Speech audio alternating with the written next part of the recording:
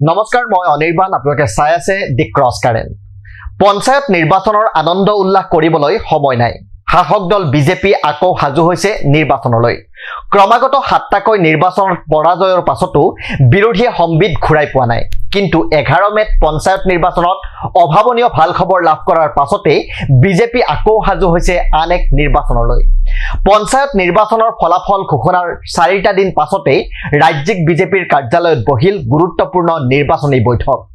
ৰাজ্যিক বিজেপিৰ সভাপতি দিলীপ শইকীয়া আৰু মুখ্যমন্ত্ৰী ডক্টৰ হিমন্ত বিশ্ব শৰ্মাৰ উপস্থিতিত সমাগত বিটিআৰৰ নিৰ্বাচনক লৈ এই পৰ্যালোচনা বৈঠকত মিলিত হ'ল মন্ত্ৰী আৰু জ্যেষ্ঠ বিষয়াসকল। জ্যেষ্ঠ একোগৰাকী মন্ত্ৰীক দায়িত্ব দিয়া হ'ল বিটিআৰৰ জিলাসমূহৰ। মন্ত্ৰীসকলে জিলা ভ্ৰমণ কৰি ল'ব নিৰ্বাচন সন্দৰ্ভত সিদ্ধান্ত। খন্তেক সময় আগতে আমাৰ বিটিআৰ নিৰ্বাচনলৈ যিখন কৰ্ণাধাৰ সমিতি আছিলে, কৰ্ণাধাৰ সমিতিৰ বৈঠক সমাপ্ত হ'ল আৰু আমি বিটিআৰ নিৰ্বাচনৰ সকলো দিশ পুংখানুপুংখভাৱে আলোচনা কৰিলোঁ আৰু এটা সিদ্ধান্ত যে আমাৰ বিটিআৰ নিৰ্বাচনত আমাৰ দলে সকলো ক্ষেত্ৰতে পূৰ্ণ শক্তিৰে যাতে নিৰ্বাচন খেলিব পাৰে, তাৰ কাৰণে জিলাৰ সভাপতিৰ উপস্থিতিত সকলোকে সেই ধৰণৰ সাংগঠনিকভাৱে কামসমূহ কৰিবৰ কাৰণে আৰু নিজৰ সাংগঠনিক শক্তি সুন্দৰভাৱে বৃদ্ধি কৰিবৰ কাৰণে এইকেইদিন কাম কৰাৰ নিৰ্দেশনা দিয়ে।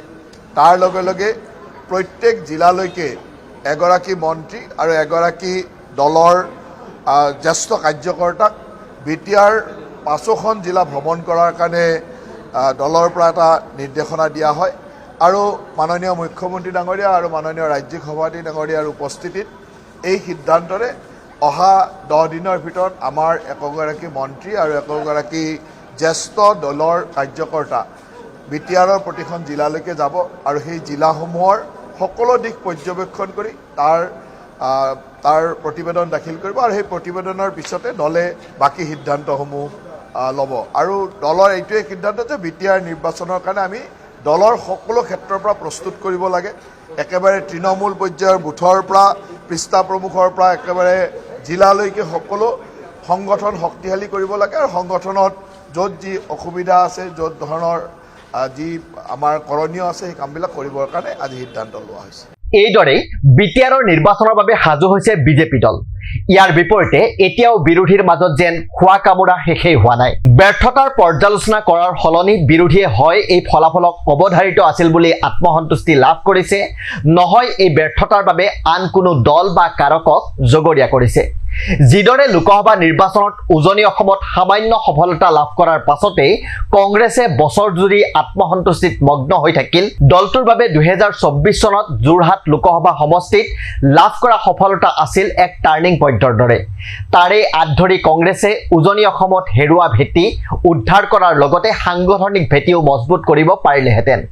ইয়াৰ বাবে ব্যাপক সাংগঠনিক কাৰ্যসূচীৰ দৰকাৰ আছিল, কিন্তু কংগ্ৰেছে সেই সুযোগ লাভ কৰিও ৰূপায়ণ কৰাত ব্যৰ্থ হ'ল। বিগত সময়ছোৱাত কংগ্ৰেছ দলে চোতালে চোতালে কংগ্ৰেছ, চাঙে চাঙে কংগ্ৰেছ আদিৰ দৰে কাৰ্যসূচী ঘোষণা কৰিলে যদিও সেয়া কিমান দূৰ কাৰ্যক্ষেত্ৰত ৰূপায়ণ হ'ল, তাৰ ফলত কংগ্ৰেছৰ সাংগঠনিক দিশত কি নতুনত্বৰ সংযোজন ঘটিল, তাৰ কোনো তথ্য পাবলৈ নাই। কিন্তু এটা কথা সঠিক যে এই কাৰ্যসূচীসমূহৰ কোনো ইতিবাচক ফলাফল পঞ্চায়ত নিৰ্বাচনত প্ৰতিফলিত নহ'ল, যাৰ বাবে নিৰ্বাচনৰ শেষত তৃণমূল কৰ্মীয়ে নেতাক কাষত নাপায় বুলি আফচোচ কৰিবলগীয়া হৈছে। ইয়াৰ বিপৰীতে বিজেপিয়ে লোকসভা নিৰ্বাচনৰ পাছতেই সদস্য ভৰ্তিৰ এক ব্যাপক অভিযান হাতত ল'লে। আকৌ এবাৰ ভোটাৰৰ কাষ চাপি গ'ল। লোকসভা নিৰ্বাচনত হোৱা ভুলৰ পৰীক্ষণ কৰি দিনে নিশাই তাৰ প্ৰতিকাৰ বিচৰাত লাগিল। তাৰ ফলাফলো দেখা গ'ল শেহতীয়া পঞ্চায়ত নিৰ্বাচনত। ৰাজনীতি সলনি হৈছে, ৰাজনীতি কৰাৰ ধৰণো বিগত সময়ছোৱাত দ্ৰুতগতিত সলনি হৈছে। নিৰ্বাচনৰ সময়ত পাৰ্ট টাইম ৰাজনীতিৰ আচলতে 2014 চনতেই অতীত হৈছে।